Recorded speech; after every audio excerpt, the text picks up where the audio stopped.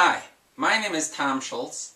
I'm here today to talk about a book I'm writing entitled Kindred Connections, The Story of Love. This is a story about a spiritual journey that I've been on for many years, in which I conclude that God is love. Now, you might be thinking to yourself, God is love? That's not a new concept. In my book, though, the conclusion is God is love literally, not an abstract concept or a figurative idea of who God is. God is love literally. What I want you to do is for the next 10 minutes, sit back and relax and follow me on a journey that describes a portion of the content of this book I'm writing. I want you to start by imagining the following. Assume for a minute that the following statements I make are literal. They are verses out of the Bible. First of all, in John, John talks about God is love. I want you to assume that that is a literal interpretation of a manifestation of God. Second thing I want you to do is imagine the following verses being true. There are a number of verses that make the statement that God is in us. Okay, God is in us and God is love. What would that look like? I want to do a little experiment here that illustrates what that might look like. Imagine the following. Assume we have a beaker here, and this beaker represents God, and in it is God's love. Imagine we have a test tube here representing you, an empty vessel. Now, what does it mean for God to be in you? Well, it can be illustrated as follows. Imagine the following. Okay, seems like a simple demonstration here. Now we have God's love in you. You're experiencing God's love. Okay, but if this is you, and you're looking up here, you're asking the question, okay, that's nice, I'm experiencing God's love, but I'm looking up here going, gosh, there's a lot more of love to experience. God has a lot more love. How can I get more of God in me to experience? Well, let's look at a little experiment that demonstrates that concept.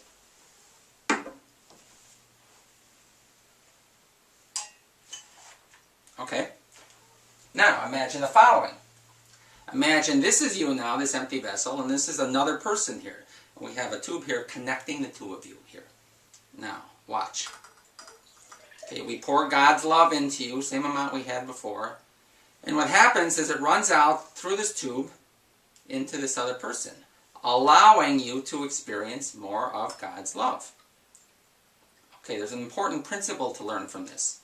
First of all, namely, that in order to experience more of God's love, you have to give away the love that God has put in you in the first place. Okay, now, is this demonstration really valid from a biblical perspective? And I claim the answer is yes. Imagine the following. Again, this is a slightly different model here. This is you and another person here, and we have this thing connecting the two of you, I claim, should be a literal interpretation of God. It's a connection here. Okay, in the Bible, in Mark, we read where it says, where two or more are gathered in my name, there shall I be. So here's you, here's another person. Well, where's God? God is this connection connecting the two of you. In Matthew, we read that the two shall become one. So here's you and another person. Well, what does that look like? It looks like the two of you getting closer and closer together, and God becoming instilled in both of you to a greater degree, until eventually the two of you become one. Now, what does that look like in reality? Let's look at an example of what that would mean in a real-life situation. Imagine the following for a minute. You're walking down the street, and you trip and fall, and you skin your knee, and it's bleeding all over the place. Would you ever get up and start yelling and screaming at your knee? The answer is no. You would never do that because your knee is part of you. You are one. Now, what a oneness looks like with respect to a second person is that exact behavior. If you had a oneness with your spouse, you would never yell at them. Now, if you think for a minute, there was a movie out back in the 70s called Love Story, and there's a famous line in there that says, love is never having to say you're sorry. It turns out that the writer actually got it right. Maybe not for reasons they said, but if you really were one with that person, you would treat them like you would your knee. You'd never yell at them. Okay, so this here illustrates a connection between two people. What would a connection look like? What would that model look like for an entire community? It would look like the following here. So imagine one of these balls is you, another one's your spouse, family, and friends, and I claim here, these red connectors here are God. Now, think about this for a minute. most of the time people envision God as this nebulous entity out in the ether here. And what I'm claiming is, in interpreting these connectors as literal interpretation of God being love here, it says that God is not merely this nebulous entity, that God is inside us, and God is the thing that connects us together. This notion of community here and a desire for it is a universal desire in all of us. And to make that illustration here, imagine the following. Go up to Green Bay, Wisconsin someday on a Sunday night in the middle of December, and you will find there's no one in their homes.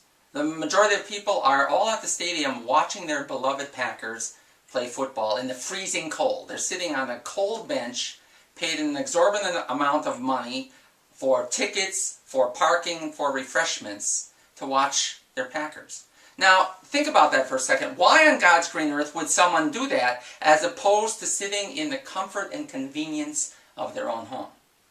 The reason why is because the amount of love that they experience is the summation of all of the people around them sharing that same experience. The desire to love and be loved and connected is a universal desire in all of us. Now, there's an important conclusion one can make from all of this. Namely, the idea of atheism doesn't exist. There's no such thing as an atheist. An atheist would make the claim there's no such thing as God. And God would make the following statement. God would say, there's no such thing as an atheist. Why? Because I made you and I designed you such that you desire to be loved, to love and be loved, and to be connected. And that is a manifestation of me. So, what can we do with this idea that God is love? What can I take away with this? It impacts your whole thinking of everything, in particular, your relationship with your loved ones. Imagine for a minute that this is you and this is your spouse, and your spouse comes up to you and says, honey, how do you like my new dress? And you say to her, I think it makes you look fat. What do you think she's going to do? Well, she'll bolt. She'll separate from you. Okay, and what happens is this connection between the two of you is now broken here. Now, what are you going to do about it? Well, the Bible tells you exactly what you should do about it. If you read the Bible, what's the most important commandment?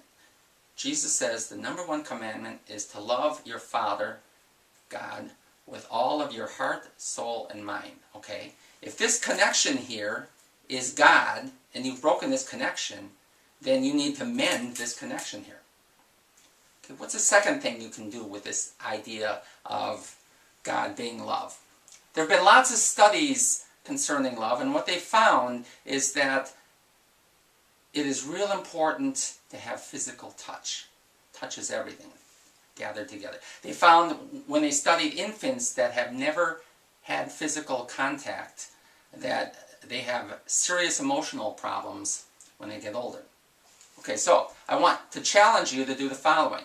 Next time you get into an argument with someone, okay, and they're ranting and raving at you, instead of backing away, which would be your normal inclination, I want you to go up to them, put your arms around them, and tell you love them. This happened to me a couple of years ago with my brother-in-law Alan, who is much older and wiser than me. He had done something that got me all upset, and I'm ranting and raving at him. So he comes up to me, he puts his arms around me, and he says, Tommy, I love you. Let me tell you, it is really difficult to stay mad at someone when they have their arms around you and they tell you that they love you. Okay, a third outcome of what can you do with this idea that God truly is love. I make a very bold claim that this idea of God being love explains one of the biggest mysteries in quantum physics. So what's quantum physics? Quantum physics is the study of quantum particles. We are made of quantum particles. In fact, everything in the universe is made of quantum particles. If you asked a quantum physicist to describe the behavior of quantum particles, they would say the following. Where two or more are gathered, there's a phenomena occurs such that the two become one. Now you should be scratching your head and thinking to yourself, wait a minute, the idea of two becoming one and this oneness, didn't you just talk about that a minute ago when you were talking about human beings? And the answer is yes. It turns out that a number of verses that look like they apply simply at the human level actually have a much deeper meaning. So this idea in quantum physics, where two quantum particles are together as a result of interacting together, once you separate them, they know about each other forever. It's as if they love one another. So if quantum particles have this connection between them that can be described as love, and quantum particles are everywhere, that really suggests God is everywhere. Well, we're about out of time here. I hope you found today's message inspiring and uplifting and encouraging. And I would invite you to please give me feedback at the website here that you're observing now. And again, thank you for your time.